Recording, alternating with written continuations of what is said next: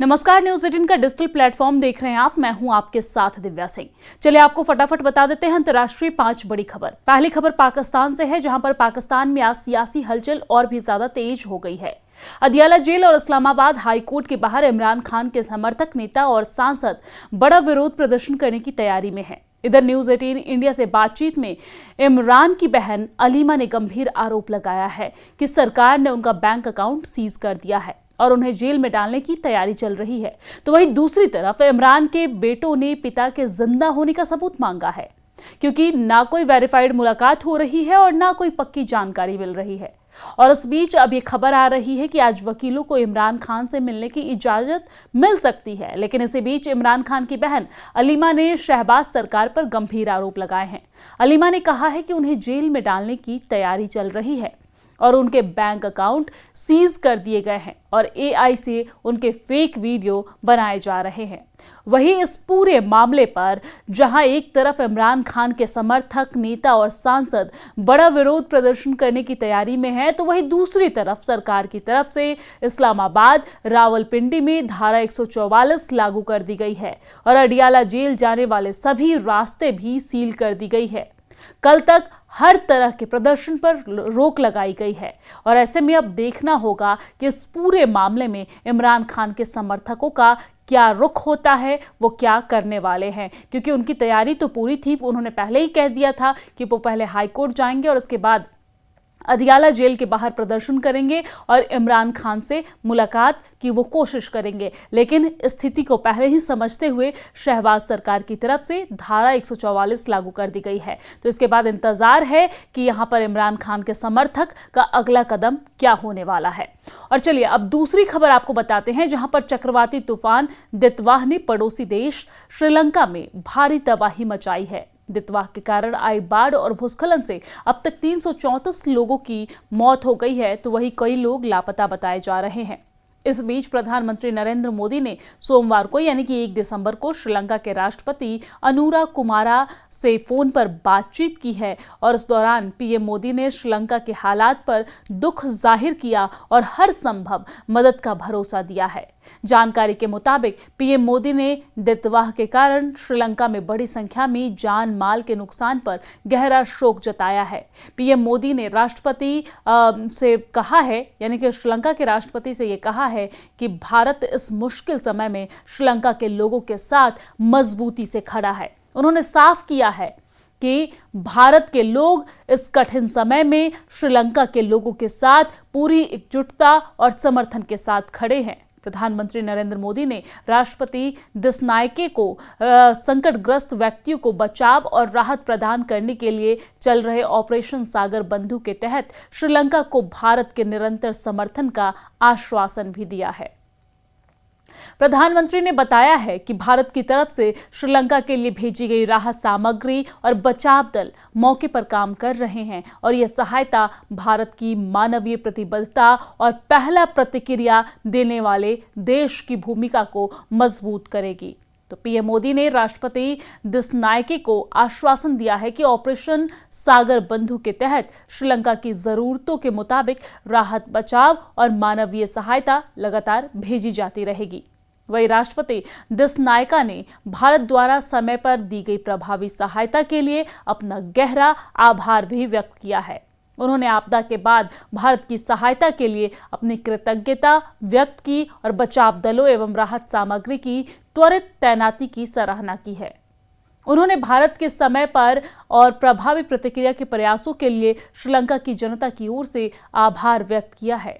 राष्ट्रपति ने प्रधानमंत्री नरेंद्र मोदी को बताया कि श्रीलंका के प्रभावित इलाकों में भारत की त्वरित मदद से राहत कार्यों में तेजी आई है और उन्होंने कहा है कि भारतीय बचाव दलों की समय पर तैनाती और भेजी गई सामग्रियों ने कई क्षेत्रों में तत्काल राहत पहुंचाई है।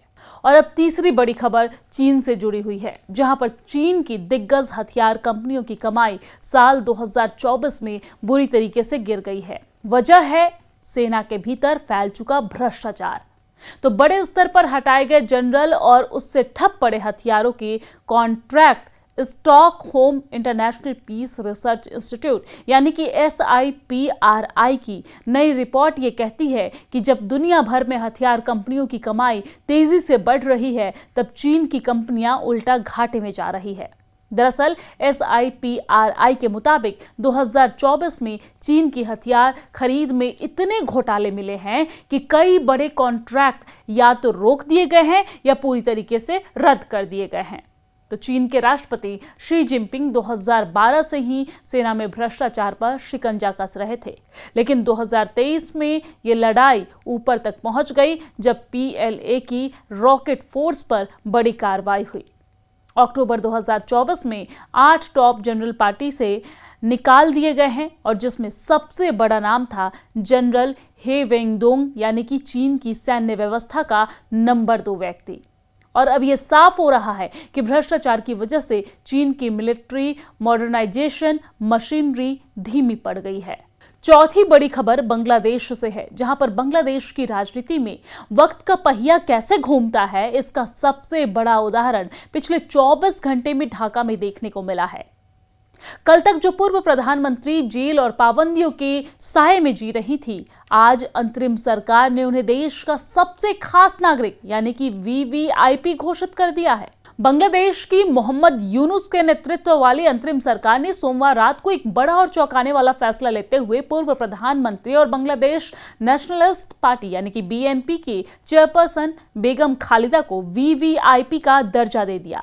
और ये फैसला जितनी आनन फानन में लिया गया है, उसने कई सियासी अटकलों को जन्म दे दिया है।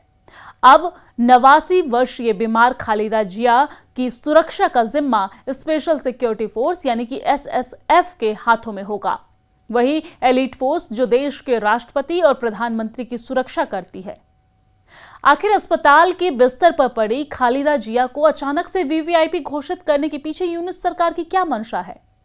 क्या यह सिर्फ एक प्रशासनिक फैसला है या इसके पीछे कोई गहरी राजनीतिक बिसात बिछाई जा रही है? तो दरअसल सोमवार रात जब ढाका सो रहा था, तब चीफ एडवाइजर के कार्यालय से एक अहम आदेश जारी हुआ। यह आदेश सीधे राष्ट्रपति के निर्देश पर निकाला गया। आदेश के मुताबिक विशेष सुरक्षा बल यानी कि SSF के अधिनियम 2021 की धारा 2(1) का इस्तेमाल करते हुए बेगम खालिदा जिया को अति महत्वपूर्ण व्यक्ति यानी कि VVIP घोषित कर दिया गया। कानूनन ये दर्जा मिलते ही वो SSF की सुरक्षा घेरे में आ गई और गृह मंत्रालय द्वारा जारी राजपत्रित अधिसूचना में स्पष्ट कहा गया कि विशेष सुरक्षा बल अधिनियम 2021 के तहत मिली शक्तियों का प्रयोग करते हुए मुख्य सलाहकार ने पूर्व प्रधानमंत्री बेगम खालिदा जिया को VVIP घोषित किया है और अब से SSF उनकी शारीरिक सुरक्षा सुनिश्चित करेगा। और अब पांचवी बड़ी खबर इजराइल से है, जहां पर इजरायली सेना ने भारत से डिमांड की है कि वो हमास को आतंकवादी संगठन घोषित करे। भारत ने अभी तक हमास को आतंकी संगठन घोषित नहीं किया है। हालांकि दोनों में औपचारिक रूप से कोई संबंध नहीं है। हमास गाजा पट्टी में शासन चलाता है और ये एक हथियारबंद संगठन है जिसका उद्देश्य फिलिस्तीनी राज्य की स्थापना और इजराइल का खात्मा है। इजराइल और हमास के बीच दशकों पुरानी दुश्मनी है।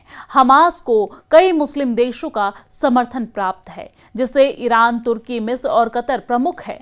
अक्टूबर 2023 के हमले के बाद इजराइल ने हमास के खिलाफ युद्ध छेड़ दिया था। तो रिपोर्ट के अनुसार IDF के इंटरनेशनल स्पोक्सपर्सन लेफ्टिनेंट कर्नल नदाब शोशनी ने हमास को आतंकवादी संगठन घोषित करने के सवाल पर कहा कि अगर भारत ऐसा करता है तो ये अच्छी बात होगी। भारत और इजराइल का दुश्मन एक जैसा है। यह अच्छा होगा कि हम किसका सामना कर रहे हैं, इस बारे में एक साफ बयान हो। भारत शुरू से ही भारत फिलिस्तीन संघर्ष के द्विराष्ट्र समाधान का समर्थन करता है। इतना ही नहीं, भारत हर साल फिलिस्तीनी लोगों की सहायता के लिए बड़ी संख्या में मदद देता है, लेकिन ये मदद कभी भी हमास के हाथों में नहीं सौंपी जाती। भारत इसके लिए या तो वेस्ट बैंक के फिलिस्तीनी अथॉरिटी या फिर अंतर्राष्ट्रीय सहायता संगठनों के जरिए मदद को फिलिस्तीनी लोगों तक पहुंचाता है। भारत शुरू से ही हमास के आतंकवादी कृत्यों का कड़ा विरोध करता आ रहा है। जब अक्टूबर 2023 का हमला हुआ तब भारत उस चुनिंदा देशों में शामिल था जिसने सबसे पहले इस हमले की निंदा की। इतना ही नहीं, भारत ने इजराइल के साथ सहानुभूति जताई थी और आतंकवाद के खिलाफ लड़ाई में समर्थन देने का ऐलान किया था। और इसके अलावा भी भारत ने हमास के हर उस बर्बर हमलों की निंदा की जिसमें आम इजरायली नागरिकों की मौत हुई है।